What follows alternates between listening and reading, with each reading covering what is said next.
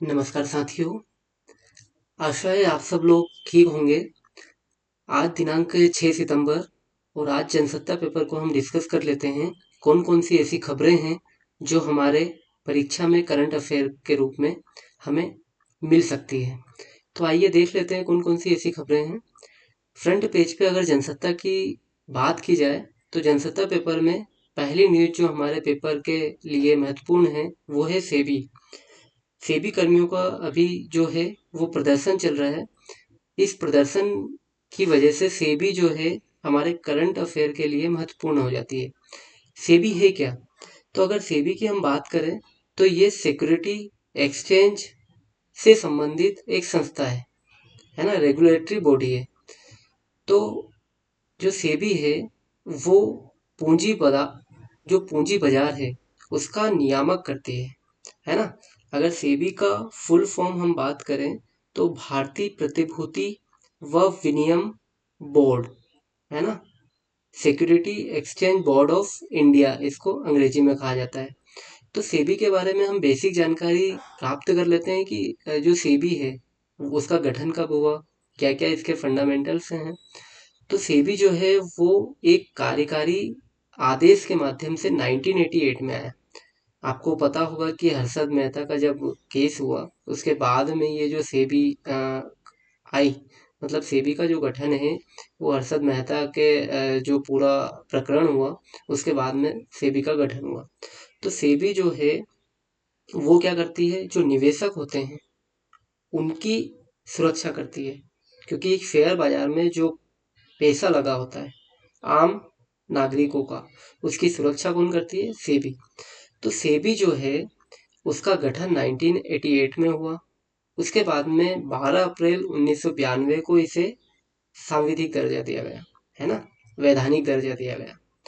तो बात करें सेबी में तो सेबी के जो सदस्य का पूरा जो पैनल है वो 9 सदस्य इसमें होते हैं। जो इसका अध्यक्ष होता है उसे केंद्र सरकार के द्वारा मनोनीत किया जाता है।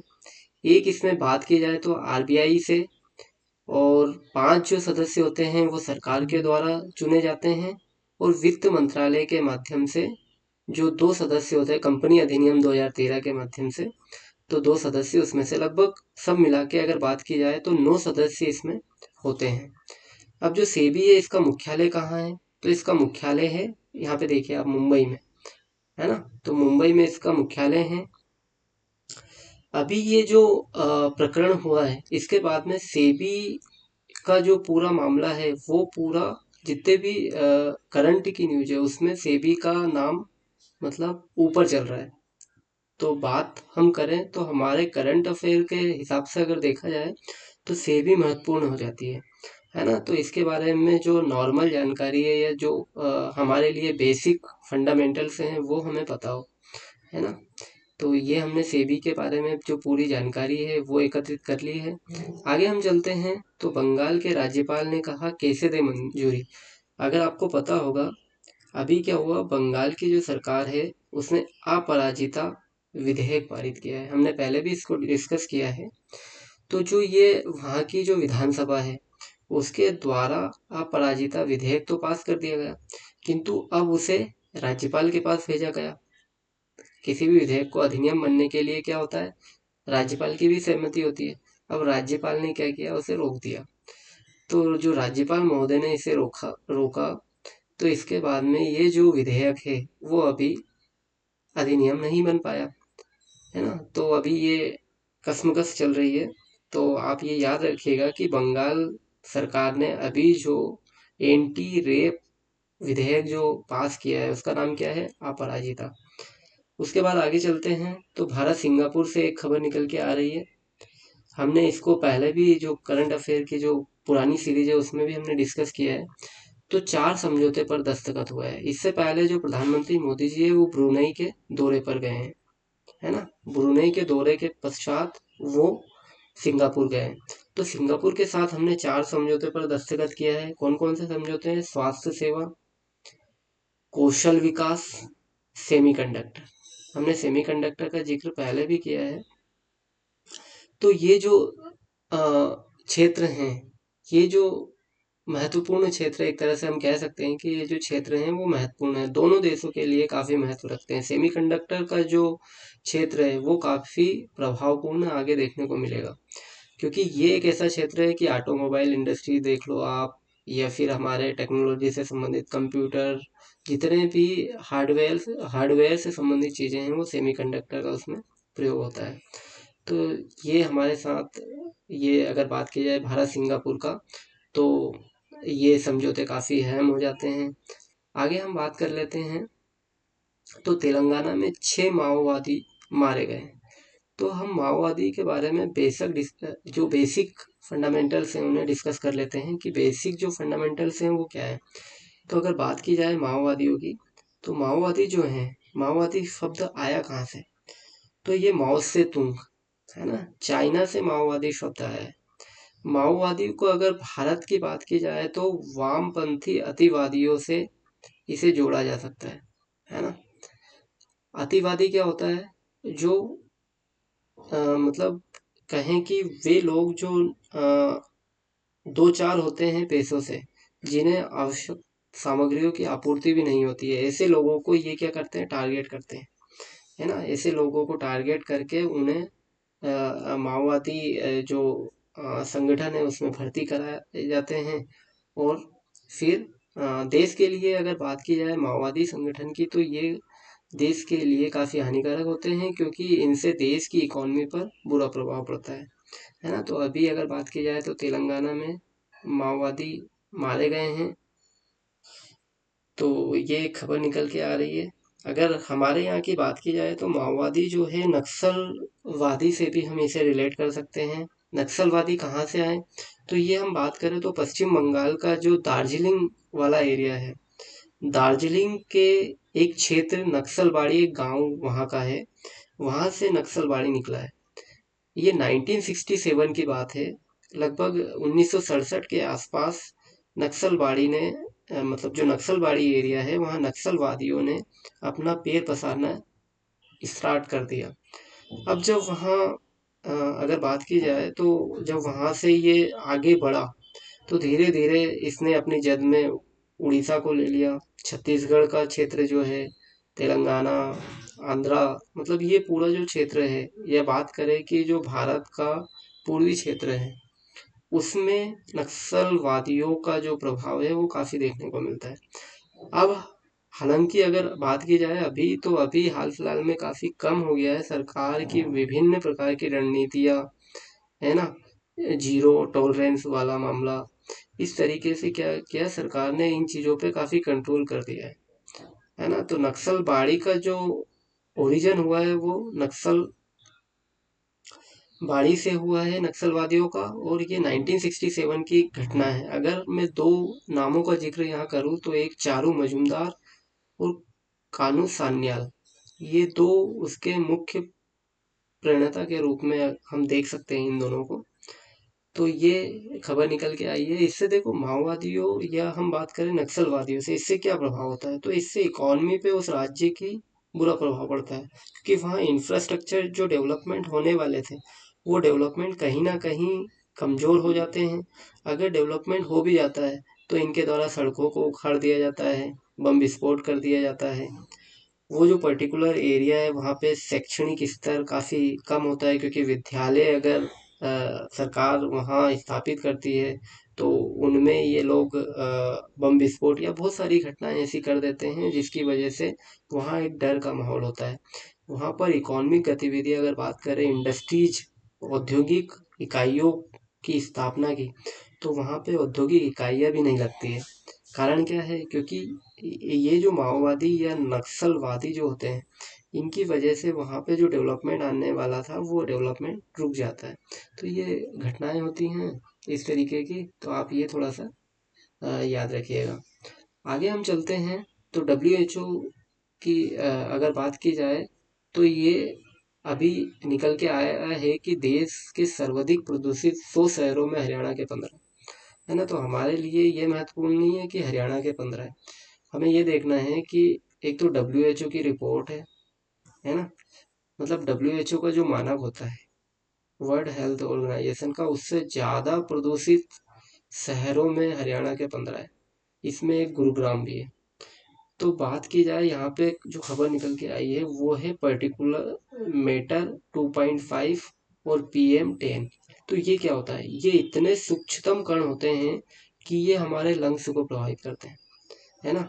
इसमें धुआं होता है, कालिक होता है, तरल तरल कण होते हैं, धूल जैसे कण आदि हो सकते हैं। ये हमें नग्न आंखों से नहीं दिखाई देते, है ना। ये 10 माइक्रोन या उससे कम व्यास वाले होते हैं, जो फेफड़ों को नुकसान पहुंचाते हैं, सांस लेने की समस्याएं आती हैं। अगर ओवरऑल बात की जाए तो स्वास्थ्य पर इसका क्या होता है, प्रतिकूल प्रभाव पड़ता है ना। तो इस तरीके का ये मामला है। तो हम अगर मान लो कोई ऐसा पर्यावरण से रिलेटेड कोई क्वेश्चन आता है या प्रदूषण से संबंधित कोई क्वेश्चन आता है तो मेंस में इसका प्रयोग कर सकते हैं। आगे हम बात करें सिंध की, तो सिंध की पहली महिला हिंदू पुलिस अधिकारी बनी है ना। पहली हिंदू महिला पुलिस अधिकारी कौन बनी है, पाकिस्तान के सिंध पुलिस की पहली हिंदू महिला अधिकारी मनीषा रोपेटा, है ना। ये एक प्रेरणादायक चीज है, पहली महिला है जो सिंध से हिंदू महिला है ना। तो ये याद रखिएगा, वनडे एग्जाम में पूछ लिया जाता है। आगे हम चलते हैं, तो यहाँ पे राज्यसभा की चर्चा की गई है ना। राज्यसभा में अभी सांसदों ने शपथ ली है गोपनीयता गोपनीयता की, तो इस पर ये खबर निकल के आई है। तो राज्यसभा की हम थोड़ी सी बात कर लेते हैं कि राज्यसभा का कैसा एक ढांचा होता है। तो राज्यसभा की बात की जाए तो इसमें लगभग 250 सदस्य होते हैं। अब ये जो राज्यसभा है ये राज्यों का प्रतिनिधित्व करती है। अनुसूची जो 4 है, अनुसूची 4 में राज्यसभा में सीटों का आवंटन किस तरीके से होगा इसकी चर्चा की गई है। अगर बात करें राज्यसभा की, तो राज्यसभा एक स्थायी सदन है, बुजुर्गों का सदन भी इसे कहते हैं, है ना। ये जो है राज्यों का प्रतिनिधित्व करती है, जैसे मैंने आपको बता ही दिया है। इसमें क्या होता है कि जो राज्य की विधानसभा होती है उसके माध्यम से सदस्य चुन के आते हैं। राज्यसभा का अगर बात की जाए तो लगभग प्रत्येक 2 वर्ष में 1/3 सदस्य जो हैं वो इससे रिटायर्ड हो जाते हैं, है ना। राज्यसभा जो है वो जैसे मैंने पहले भी बता दिया है कि ये स्थायी सदन है ना। और राज्यसभा का विभिन्न जो केंद्रीय अगर बात की जाए राज्यों के मुद्दों को उठाने की, तो ये एक महत्वपूर्ण कार्य करती है। कोई भी बिल अगर वो संघीय ढांचे से संबंधित है, क्योंकि राज्यसभा जो है वो संघीय ढांचे को प्रदर्शित करती है ना। तो राज्यसभा जो है इससे विभिन्न बिल जो है वो पारित होकर जाते हैं, है ना। तो ये चीजें हैं राज्यसभा से संबंधित, आप इन्हें याद रखिएगा। आगे हम चलते हैं, कर्नाटक में युवती की बलात्कार के बाद हत्या। तो देखो ये जो खबरें हैं हमारे समाज के लिए काफी दर्दनाक खबरें होती हैं, काफी हृदय विदारक ये घटनाएं हैं। इनका प्रयोग हम मेंस के आंसर राइटिंग में महिला के साथ जो शोषण होता है, उत्पीड़न होता है, उसके अंतर्गत इन घटनाओं का जिक्र कर सकते हैं, है ना। तो कर्नाटक का जिक्र इस आधार पे कर सकते हैं। आरजी कर मेडिकल कॉलेज जो कोलकाता में अभी घटना हुई है, निर्भया 2.0 उसे नाम दिया गया है। तो इस तरीके की जो घटनाएं होती है उनका जिक्र हम हमारे मेंस के आंसर राइटिंग में, क्योंकि किसी भी क्वेश्चन को लिखने के साथ साथ उसे करंट से रिलेटेड करना महत्वपूर्ण हो जाता है, ताकि करंट से अगर रिलेट करेंगे तो जो कॉपी को जो जांचने वाला व्यक्ति है वो उस पर एक बेहतर प्रभाव पड़ेगा, क्योंकि उसे लगेगा ना कि ये व्यक्ति करंट से भी अपने आप को जोड़े हुए है ना। आगे हम चलते हैं, और कौन सी खबरें हैं हम देख लेते हैं, और जो खबरें हैं वो हमारे लिए कौन कौन सी इम्पोर्टेंट खबरें हैं। आज के पेपर में काफ़ी महत्वपूर्ण खबरें राज्यसभा की हमने चर्चा की है, सेबी की हमने चर्चा कर ली है। एक खबर हमने पहले भी डिस्कस की है, सिंधुदुर्ग जिले में जो छत्रपति शिवाजी महाराज हैं उनकी मूर्ति जो प्रतिमा है वो ढह गई है। तो इसमें जो है वो वहाँ के प्रशासनिक तंत्र का, या जिसने मूर्ति का निर्माण किया उसने उसमें बेहतर जो वस्तुएं लगने की थी या बेहतर मटेरियल का जो लगना था वो मटेरियल उसने प्रोवाइड नहीं किया। इसकी वजह से जो छत्रपति शिवाजी महाराज की जो प्रतिमा है वो गिर गई। शिवाजी महाराज से संबंधित बहुत सारे हमने क्वेश्चन भी डिस्कस किए थे, जिनमें बहुत सारी चीज़ें हमने जानी थी कि शिवाजी जो हैं वो महाराष्ट्र से बिलोंग करते हैं, है ना। वो उन्होंने अष्टप्रधान जैसे, अगर बात की जाए, अष्टप्रधान उनके केंद्रीय जो प्रशासन की नींव था, जिसमें 8 प्रकार के विभिन्न मंत्रालय हुआ करते थे। आज के मंत्रालय से कुछ भिन्न था वो, मतलब आज की जो मंत्रिपरिषद होती है उससे भिन्न थी। उसमें जो निर्णय था वो महाराज छत्रपति शिवाजी को ही लेना था, किंतु एक तरह से अगर बात की जाए तो एक छोटी मंत्रिपरिषद उसे कह सकते हैं। तो ये हमने डिस्कस किया था। आगे हम चलते हैं, एक इंटरपोल से संबंधित खबर आई है ना। सीबीआई प्रमुख ने कहा है कि भारत के अनुरोध पर लगभग 100 रेड कॉर्नर नोटिस जारी किए। अब यहाँ समझने वाली बात यह है कि रेड कॉर्नर नोटिस होते क्या है। तो अगर बात की जाए इंटरपोल की, तो रेड नोटिस जो होता है वो गिरफ्तारी वारंट नहीं है, बल्कि क्या है, दुनिया भर की एजेंसियों से अनुरोध किया जाता है कि भैया प्रत्यार्पण कर दो उस व्यक्ति का जिसने अपराध किया है, आत्मसमर्पण या फिर इसी तरह की कानूनी कार्रवाई के लिए वांछित व्यक्ति का पता लगाया जाए और अस्थायी रूप से उसे गिरफ्तार किया जाए, है ना। ये इसमें रेड कॉर्नर नोटिस में बताया जाता है। तो ये हमें पता हो कि रेड कॉर्नर नोटिस क्या होता है और कौन जारी करता है ना। तो आगे हम चलते हैं, इसे इंटरपोल जारी करता है, आपको बता दूं मैं, अगर आपको वैसे आपको पता होगा। भारतीय रिजर्व बैंक के गवर्नर जो शक्तिकांत दास हैं, उन्होंने कहा है कि विकास दर में सुधार जारी है, भूमि तथा कृषि बाजारों पर ध्यान देने की जरूरत है ना। तो हमें यहाँ पता क्या होना चाहिए, हमें यहाँ जो आइडिया होना चाहिए वो है कि जो शक्तिकांत दास हैं वो भारतीय रिजर्व बैंक के क्या है, गवर्नर है ना। तो ये हमें पता हो। आगे हम चलते हैं, तो और कौन सी खबरें हैं। एक है हेमा समिति। अब हेमा समिति जो है वो किससे रिलेटेड है, क्वेश्चन आ सकता है कि जो हेमा समिति है वो किस संबंध से संबंधित है ना। तो ये केरल सरकार द्वारा 2017 में अभिनेत्री हमला मामले और मलयालम सिनेमा जगत में जो महिलाओं के साथ उत्पीड़न और शोषण जो है उसके खुलासे के लिए हेमा समिति का गठन किया गया। तो ये आपको पता हो। आगे हम देखते हैं, तो सोयाबीन से संबंधित एक खबर निकल के आ रही है। सोयाबीन की फसल में लगा पीली मोजेक रोग। अब ये क्या होता है ना। तो ये एक तरह का कीट या वेक्टर से फैलने वाला रोग है। किससे फैलने वाला रोग है, वेक्टर से फैलने वाला रोग है। देखो क्वेश्चन एमपीएससी प्री में पूछ सकता है कि सोयाबीन में कौन सा रोग होता है। तो एक तो पीली मोजेक रोग हो गया, किससे फैलता है ये पूछ सकता है, तो वेक्टर जनित रोग है ना। तो ये हमें पता हो। इससे क्या क्या नुकसान हो सकते हैं, तो व्हाइट फ्लाई के चलते सोयाबीन की फसल में यह फैलता है। इस रोग के कारण पौधों की पत्तियां पीली हो जाती है और जो उसकी वृद्धि है वो रुक जाती है ना। मतलब समय से पहले ही उसकी पत्तियां क्या हो जाती है, पीली हो जाती है, और जो उसकी जो फलियां होती है उनका जो आकार है वो भी छोटा हो जाता है ना। तो ये इसमें महत्वपूर्ण खबर है। उसके बाद में बात कर लेते हैं, जीएसटी से संबंधित एक खबर है। तो जीएसटी क्या होता है, तो ये एक वस्तु और सेवा से संबंधित कर होता है ना। गुड्स एंड सर्विस टैक्स है। इसकी अगर हम स्थापना की बात करें या जीएसटी कब आया इसकी बात करें, तो 1 जुलाई 2017 को जीएसटी लाया गया। और जीएसटी जो है वो अप्रत्यक्ष कर है और डेस्टिनेशन बेस्ड टैक्स है ना। तो ये आपको पता हो, एक देश एक कर के रूप में इसे समझा जाता है। आगे हम चलते हैं और कौन सी खबरें हैं देख लेते हैं। हमने ये खबर डिस्कस करी ली है कि जो पाक है या पाकिस्तान जो है उसमें सिंध की पहली महिला हिंदू पुलिस अधिकारी कौन बनी है, मनीषा रोपेटा। तो ये हमें पता हो। 2 फिंगर टेस्ट से संबंधित एक खबर निकल के आ रही है। बलात्कार पीड़ितों के परीक्षण के लिए 2 फिंगर टेस्ट का जो प्रयोग किया जाता है उसे प्रतिबंध या प्रतिबंधित करने की बात कही गई है ना। तो ये एक खबर निकल के आई है। आगे हम चलते हैं, ब्रिटेन की लीड्स विश्वविद्यालय का एक शोध आया है। इस शोध के अंतर्गत अगर बात की जाए तो प्लास्टिक कचरा पैदा करने वाले में भारत जो है दुनिया में सबसे आगे है।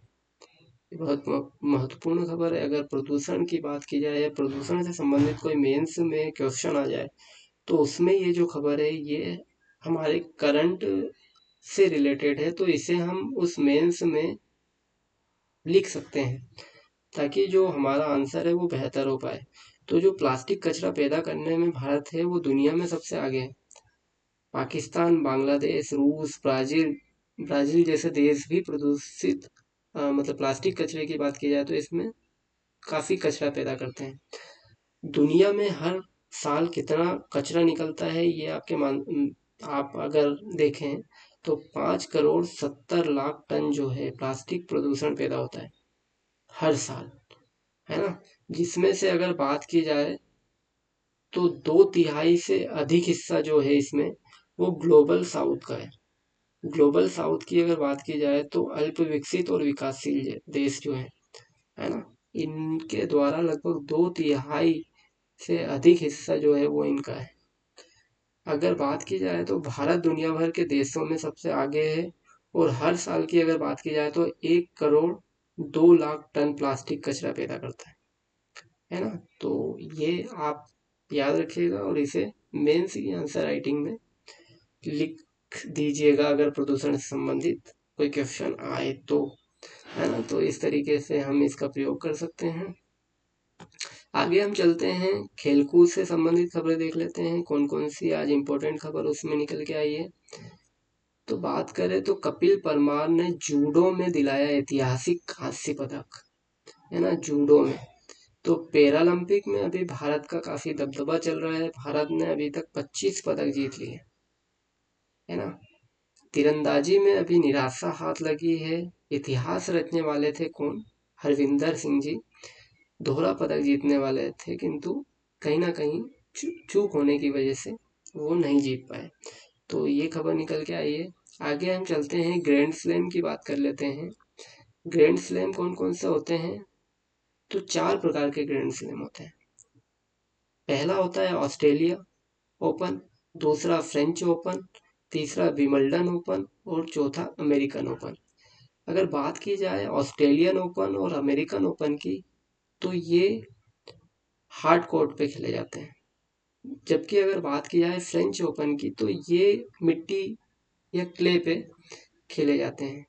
उसके बाद अगर बात की जाए आपकी विंबलडन की तो वो ग्रास पर या घास पर खेले जाते हैं। तो ये आपको बेसिक जानकारी इसके बारे में पता हो। आगे हम चलते हैं तो बीसीसीआई से संबंधित एक खबर है। आपको पता होगा कि आईसीसी के जो चेयरमैन हैं उनके रूप में अभी किन्हें चुना गया है? तो जय शाह को। और ये बीसीसीआई के क्या हैं? अभी अगर बात की जाए तो नए सचिव जब तक नहीं होंगे जब तक ये सचिव के पद पर है। मतलब सचिव जो हैं वो कौन है अभी? जय शाह, बीसीसीआई के। और ये आईसीसी के चेयरमैन अभी चुने गए हैं, है ना? तो ये क्वेश्चन आ सकता है, इम्पोर्टेंट है। आईसीसी के जो चेयरमैन है वो कौन बने हैं? जय शाह बने हैं। तो ये आपको पता हो। आज के पेपर की जो महत्वपूर्ण खबरें हैं वो हमने डिस्कस कर ली है। आप इनका अच्छे से रिवीजन कर लीजिएगा। आज के लिए केवल इतना ही। थैंक यू, धन्यवाद।